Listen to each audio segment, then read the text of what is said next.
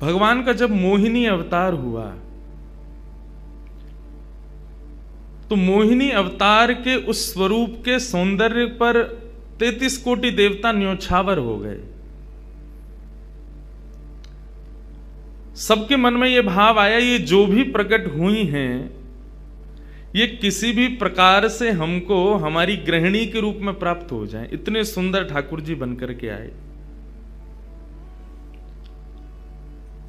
चंद्रमा भी पीछे पीछे चल रहे हैं, शंकर जी भी पीछे पीछे चल रहे हैं, ब्रह्मा जी भी पीछे पीछे दौड़ रहे हैं, वरुण आदि आदि जितने भी देव हैं सब मोहिनी पर ऐसे लट्टू हुए कि एक बार हमको देख भर ले, एक बार केवल हम पर दृष्टिपात कर दे, उसी मात्र से हमारा कल्याण हो जाना है।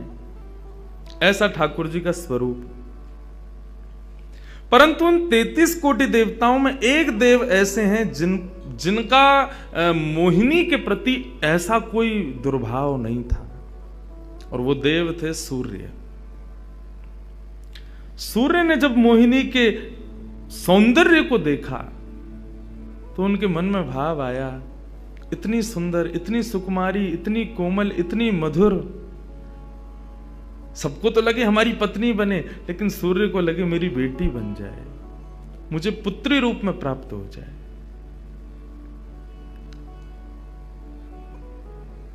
जब सूर्य के हृदय में यह भावना उत्पन्न हुई तो मोहिनी ने कटाक्ष नेत्रों से सूर्य की ओर देखा, बाकी किसी को देख ही नहीं रही है, और देख करके केवल ठाकुर जी ने उनको इशारा किया। बोले तो आपकी ऐसी इच्छा है? सूर्य बोले जी भगवान, मेरी बहुत अभिलाषा है कि आप पुत्री रूप में मेरे यहां पधारो। ठाकुर जी बोले इतना साधारण नहीं है हमको प्राप्त करना, पुत्र रूप में प्राप्त करना फिर भी साधारण होगा, लेकिन पुत्री भाव में ये तो असाधारण है, इसके लिए आपको तप करना पड़ेगा। सूर्य बोले मैं आज से ही तप करूंगा, लेकिन आप वचन दो मेरे यहां पधारोगे और इसी रूप में पधारोगे। मोहिनी ने कहा यदि मैं तुम्हारे भजन से प्रसन्न हुई, यदि तुम्हारी भक्ति में, तुम्हारे प्रेम में प्रबलता हुई, मोहिनी 33 कोटि देवताओं को मोहित करती है, लेकिन तुम्हारे भजन के प्रभाव से मैं जब तुम्हारे यहां अवतरित होंगी तो मोहिनी को भी मोहित करने वाला रूप धारण करके आऊंगी। मोहिनी जिसने तीनों लोकों को अपने रूप पर न्योछावर कर दिया, वो मोहिनी भी जिस रूप को देख करके मोहित हो जाए, वो रूप आएगा आपके यहां पर।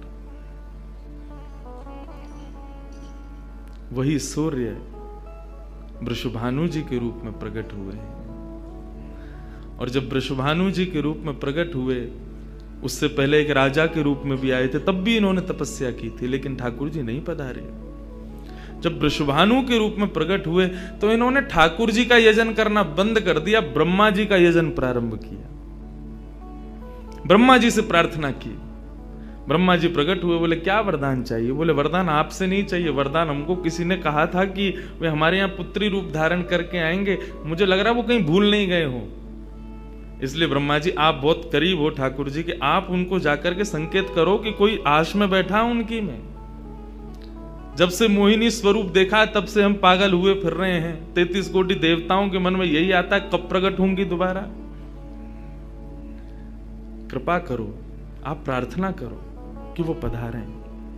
ब्रह्मा जी बोले आपके भजन में इतनी सामर्थ्य है कि ठाकुर जी मना नहीं कर सकते। बोले तो फिर मुझे विश्वास के लिए कुछ तो कह करके जाओ।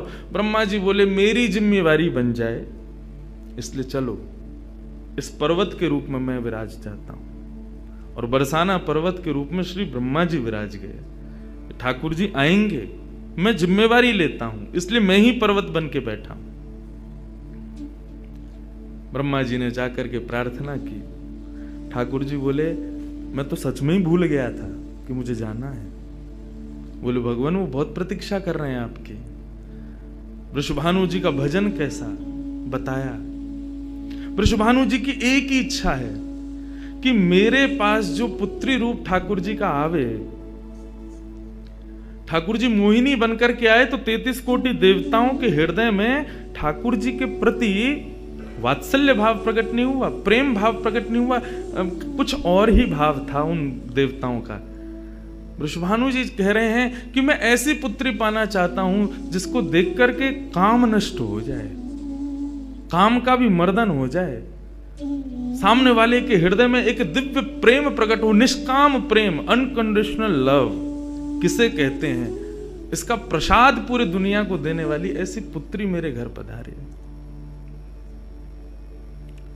स्वार्थ सिद्ध प्रेम सब करना जानते हैं, लेकिन निस्वार्थ प्रेम किसे कहते हैं, वो ठाकुर जी का वो शक्ति स्वरूप ही सबको बता सकता है। ब्रह्मा जी की प्रार्थना हुई ठाकुर जी से।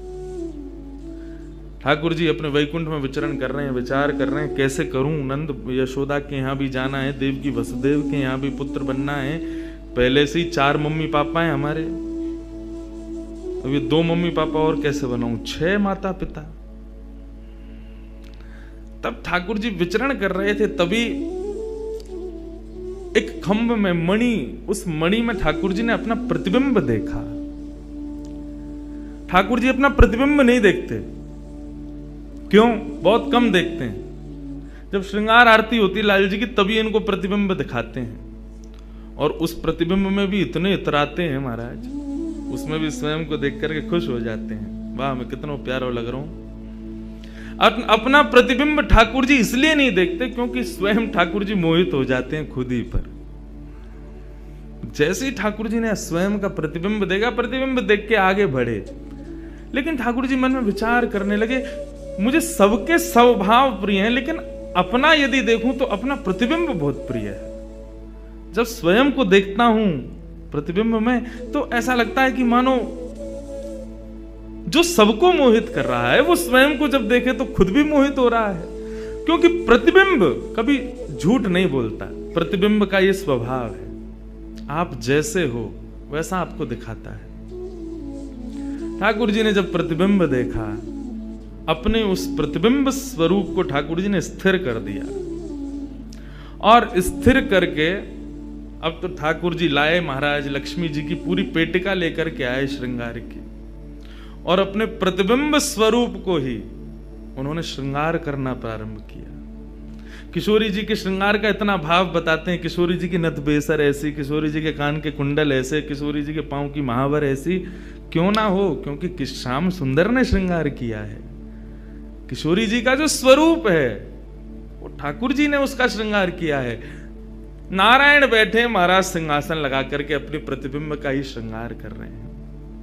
मोर पीछ हटाया, मुकुट उतार के दूर रखा, घुंघराले केशों को खोल दिया, नेत्रों में सुंदर सुंदर छोटा छोटा काजल लगाया, माथे पर एक सुंदर बिंदिया लगाई है, होठों पर निर्मल लालिमा लगाई है, गले में हार पहनाया, सर्वांगीण श्रृंगार किया, और लक्ष्मी जी की चुनरी ला करके जैसे ही शीश पर से चढ़ा करके ठाकुर जी ने थोड़ा सा जो श्याम रंग है उसको जैसे ही गौरवर्ण किया, वैकुंठ के उस प्रतिबिंब में से मानो जैसे सूर्य चंद्र का एकाकार रूप प्रकट हो गया हो, इतना तेज पुंज प्रकट हो गया कि ठाकुर जी भी अपने नेत्रों को छुपाने लगे। थोड़ी देर नेत्रों को बंद करने के बाद जब बड़ी धीरे से ठाकुर जी ने जब अपने प्रतिबिंब की ओर देखा, तो किशोरी जी का दिव्य स्वरूप वहां प्रकट हो गया। ठाकुर जी ने दंडवत किया, पहले प्रणाम, हे श्याम सुंदर, आपने ही मेरो निर्माण कियो है, आपने ही मोको प्रकट कियो है। क्या भाव है?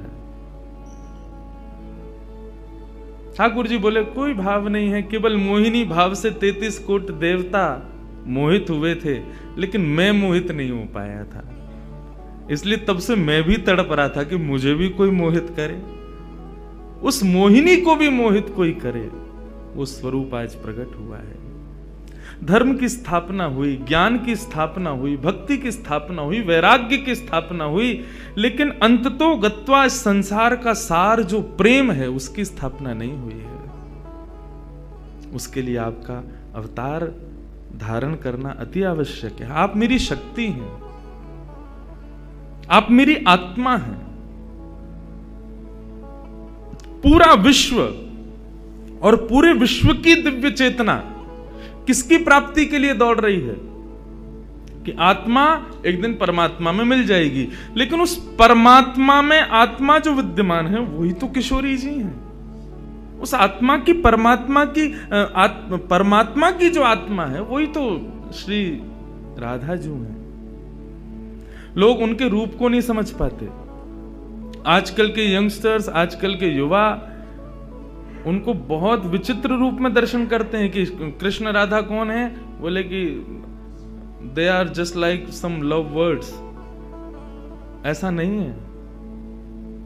आप उनको सीमित उस अवस्था में, और माफ कीजिएगा यदि किसी प्रवचनकर्ता की कथा सुनने के बाद भी आप उनको वहीं तक सीमित मान रहे हो ना, दोष आपको नहीं, प्रवचन करने वाले को लगेगा कि तुम किशोरी जी के इसी रूप को स्थापित कर पाए। इसीलिए कथाओं में ज्यादा किशोरी जी का प्रसंग ना हम कहते हैं ना उसका स्पर्श करते हैं। स्पर्श करने पहले से भी 100 बार सोचते हैं।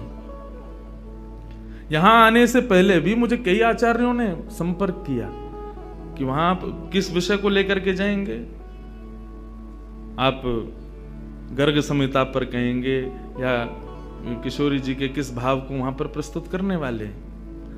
मैंने कहा देखो, हम बस बोलेंगे जो निकल जाए मुंह से, जिसका जो भाव ठाकुर जी स्वीकार कर लें बस, लेकिन भाव ये रखेंगे ठाकुर जी विराज गए हैं कि कोई अनधिकारी इस भाव को सुनकर के अपने मन में कोई दुर्भाव ना प्रकट करे। ब्रजवासी बहुत डरते हैं किशोरी जी के भाव को कहने में, क्योंकि जब सामने वाले से प्रत्युत्तर के रूप में कुछ विलग ही सुनने को मिलता है तो बहुत कष्ट होता है हृदय को कि तुमने किशोरी जी को क्या समझा, वो क्या है और तुमने उनके किस रूप को जाना। वो ठाकुर जी का ही प्रतिबिंब स्वरूप है, ठाकुर जी का ही आत्मा स्वरूप है। और एक बात कहूं, प्रतिबिंब से और आत्मा से प्रेम किया जा सकता है, ब्याह नहीं किया जा सकता, क्योंकि प्रतिबिंब और आत्मा ये दोनों हमसे अलग नहीं है। ब्याह के लिए एक अलग व्यक्ति चाहिए, एक हमसे कोई अलग हो, हमसे कोई जुदा हो, 2 लोग चाहिए तब ब्याह संपन्न होता है। लेकिन कृष्ण और राधा, इन दोनों में भेद है ही नहीं। किशोरी जी और ठाकुर जी में कभी भी कदापि कोई भेद नहीं है। बल्कि लीलाएं अभी सुनेंगे हम लोग, कभी कभी ठाकुर जी जब किशोरी जी का रूप धारण करते हैं तो किशोरी जी से ज्यादा गोपियों को सुख देते हैं।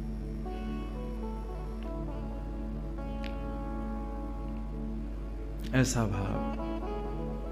किशोरी जी से प्रार्थना की ठाकुर जी ने कि आप पधारो और प्रेम की स्थापना के लिए आप भूमंडल पर सूर्य के ही अवतार वृषभानु जी के यहां पर आप अवतरित हो। तब किशोरी जी ठाकुर जी की बात मान करके और वृषभानु और कीर्ति के यहां पर अवतरित होती हैं। किशोरी जी का जब अवतार हुआ, जब अवतरण हुआ, कब हुआ? सुबह के 4:40 पर। ठाकुर जी के जितने भी अवतार हुए या तो दिन में 12 बजे हुए या रात में 12 बजे हुए, लेकिन किशोरी जी का अवतरण भोर में ब्रह्म मुहूर्त में सुबह 4:40 पर हुआ। क्यों?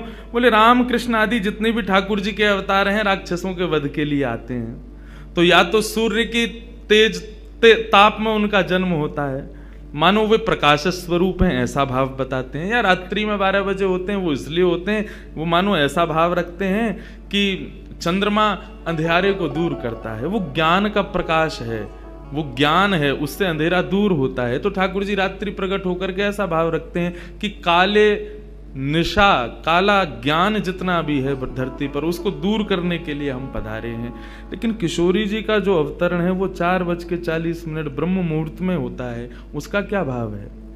बोले 4:40 ब्रह्म मुहूर्त के बाद सूर्य प्रकट होना प्रारंभ होते हैं। मतलब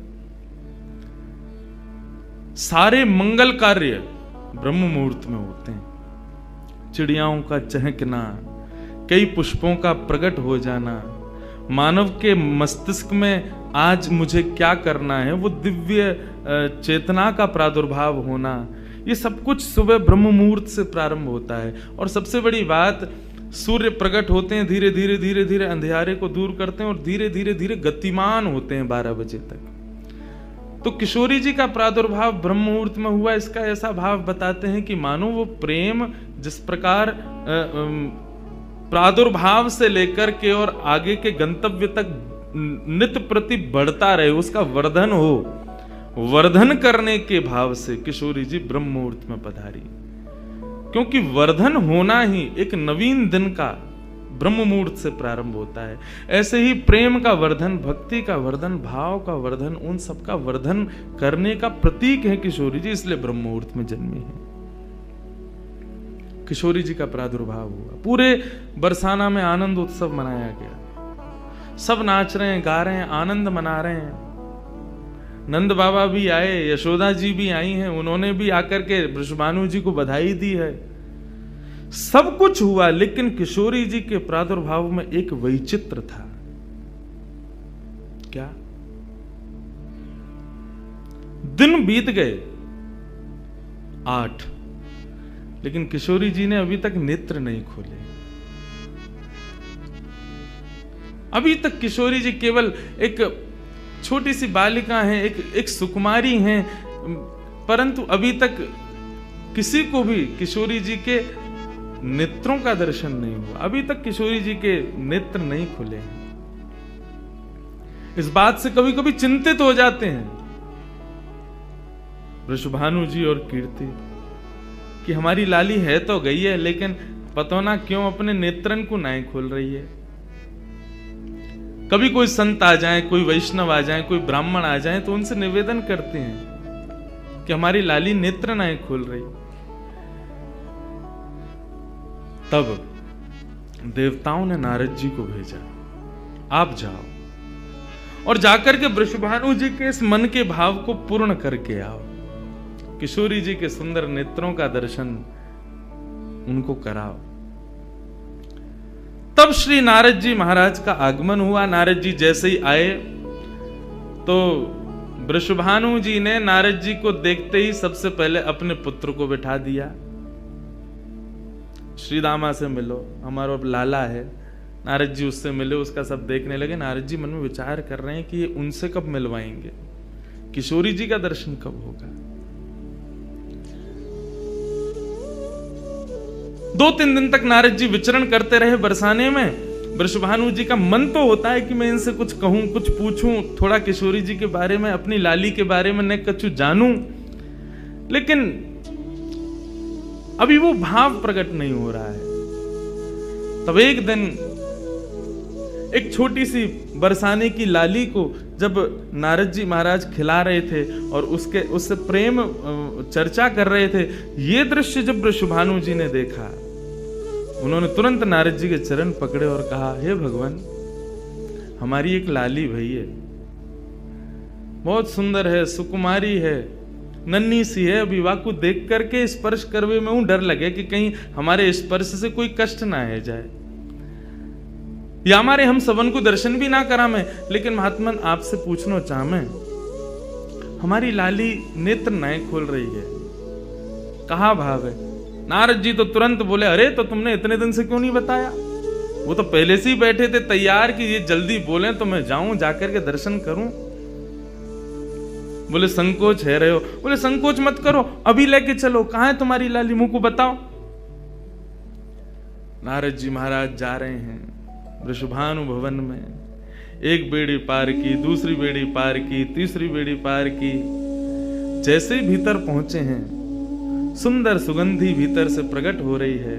सामने स्वर्ण जटित एक पालना है, और जैसे ही उस पालने में जाकर के नारद जी ने दर्शन किया, कमल कली को वृषभानु की लली को रंग, कैसा रंग है? बोले जैसे कमल की कली हूं मैं ना, ऐसी श्री वृषभानु नंदिनी है।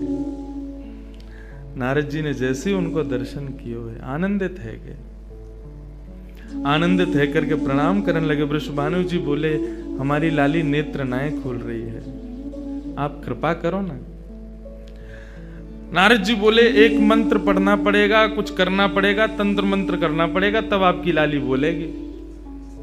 वृषभानु जी बोले, देख लो, ले संभल के करियो, हमारी लाली बहुत कोमल है, वो ना स्पर्श नहीं करेंगे, दूर बैठ के करेंगे। वृषभानु जी बोले, तो करो। बोले, आपको पहले बाहर जानो पड़े, वो एकांत में करेंगे। कीर्ति वृषभानु जी को देखें, बोले लाली को अकेला तो ना छोड़ेंगे? बोले नहीं बाबा, विश्वास पात्र है, हम कर सके। वृषभानु जी और कीर्ति दोनों जैसे ही बाहर पधारे, नारद जी ने गेट बंद कियो, तुरंत चरणन में प्रणाम कियो और प्रणाम करके सीधे सन्मुख बैठे हैं।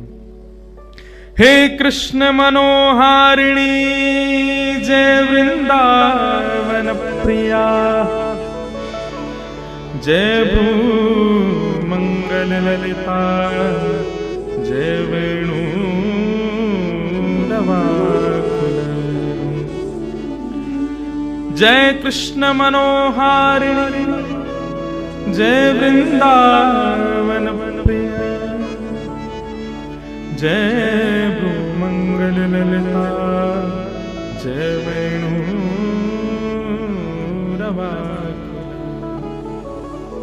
जैसे ही नारद जी के मुख से ये शब्द प्रकट हुआ, जय कृष्ण मनोहारिणी, ये कृष्ण मनोहारिणी शब्द जैसे ही नन्ही सी श्री किशोरी जी के कान में कृष्ण शब्द गयो, कृष्ण शब्द जाते ही नन्ही सी किशोरी जी के नेत्र अपने आप धीरे धीरे धीरे धीरे खुलन लगे, मुख पर एक प्रसन्नता सी प्रकट है गई। नन्ही सी किशोरी अभी अभी करवट लेनो भी नहीं जाने, लेकिन जैसे ही बार बार ये श्लोक का गान नारद जी के द्वारा हो रहा है, जय कृष्ण मनोहारिणी जय वृंदावन प्रिय, इसको सुनकर के किशोरी जी जो अभी करवट लेनो भी ना जाने, वो अपने पालना को पकड़ करके अपने पालना से उछक करके वहीं से झांक करके श्री नारद जी को देख रही हैं। और नारद जी ने जैसे किशोरी जी के रूप को देखो है, सुंदर मृगनयनी किशोरी जी आज नारद जी को देख रही हैं। मुख में भी दांत ना है, बिना दांतन के किशोरी जी के मुखमंडल की प्रसन्नता देख करके नारद जी आनंद विभोर हो गए।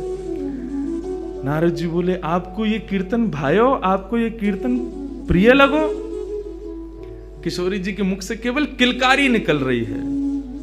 नारद जी ने उठाई अपनी वीणा करताल और जय कृष्ण मनोहारिणी जय वृंदावन प्रिय, और इसी का कीर्तन करते हुए वहां नाचने लगे, नृत्य करने लगे, चारों ओर घूम रहे हैं। बीच में पालने में श्री किशोरी जी बैठ करके और करताल बजा रही हैं और करताल बजा करके आनंदित हो रही हैं। वृषभानु जी बाहर खड़े, बोले कि भीतर तो कीर्तन चल रहा है, करताल की आवाज आ रही है, वीणा बज रही है। तभी उनने कान लगा करके सुनो तो नारद जी गा रहे, जय कृष्ण मनोहारिणी जय वृंदावन प्रिय, जय भ्रू मंगल ललिता, जय वेणु रवाकुल। वृषभानु जी ने ये स्वर सुन लिया, लेकिन जैसे ही थोड़े से गए हैं और खिड़की में जाकर के भीतर झांक करके देखा, अद्भुत दृश्य। नन्ही सी किशोरी ज्यादा से ज्यादा 8 दिन की होंगी, 10 दिन की होंगी, अपने पालना में पौड़ करके स्वयं को झुला रही हैं, करताल बजा रही हैं। चारों तरफ नारद जी वीणा बजा करके, करताल बजा करके आनंद से किशोरी जी को मुखोल्लास कर रहे हैं। ये दृश्य देख करके श्री वृषभानु जी को एक बार तो मूर्छा आ गई, मैं वास्तव में 8 दिन की बालिका को देख रहा हूं। उन्होंने कीर्ति को कुछ नहीं बताया। नारद जी महाराज ने प्रणाम किया, तब किशोरी जी की सहचरियां प्रकट हुई और कहा कि हे नारद, आपने हमारी किशोरी जी को बहुत सुख प्रदान किया है। जब कभी भी आपको ऐसा दर्शन करना हो तो हम आपको कुछ स्थान बता रहे हैं। गोवर्धन, श्री यमुना पुलिन और ब्रज कुंज, इन 3 स्थानों पर आप जब कभी भी हमारी किशोरी को स्मरण करके यही कीर्तन को गान करोगे, किशोरी जी को यही स्वरूप आपको दिखेगा। ये हमारा वरदान है आपको, क्योंकि आपने, किशोरी जी कृपामयी तो हैं। लाल जी 10 बार विचार करेंगे कृपा करवे में, किशोरी जी विचार थोड़ी करें, वो तो तुरंत करुणा करें। नारद जी जाओ, जब कभी भी लाडली को दर्शन करना हो यही भाव से कर लियो। नारद जी महाराज के नेत्र सजल है गए, किशोरी जी के चरणन में बारंबार प्रणाम कियो और प्रणतिपात करते हुए वहां से प्रस्थान कर गए। किशोरी जी फिर से नेत्र बंद करके अपने पालना में पौड़ गई। कीर्ति जी बोली, बाबा आयो, टोना टोटका करके गयो, तब वो हमारी लाली के नेत्र तो खुले नहीं। कीर्ति जी गोद में लेकर के सुला रही है, नेक नेक थोड़ी सी संकुचित है करके रुदन करना प्रारंभ कियो। सो इतने में वृषभानु जी आए और वृषभानु जी बोले, नेक दियो लाली को, और किशोरी जी को गोद में लेकर के वृषभानु जी बोले, हे कृष्ण मनोहारिणी। जैसे ही बोले तुरंत किशोरी जी के नेत्र फिर से खुल गए, फिर से अपनी किलकारी भर करके कीर्तन में करताल बजाने लगी, आनंद विभोर हो गई। अब तो जैसे ही ये भाव देखो, वृषभानु जी ने कीर्ति को सुनायो, कीर्ति भी वही गा रही है, पूरा बरसानो आकर के श्री कृष्ण कीर्तन करने लगो, और बीच में मध्य में बैठ करके किशोरी जी अपनी करताल बजा रही हैं, किलकिल करके हंस रही हैं, इतनी आनंद विभोर रह रही हैं। तब सबन को ये भेद पतो चलो, कहा कि ये श्री कृष्ण की आत्मा है, ये उनसे विलग नहीं है, वे ही आपको सर्वस्व है।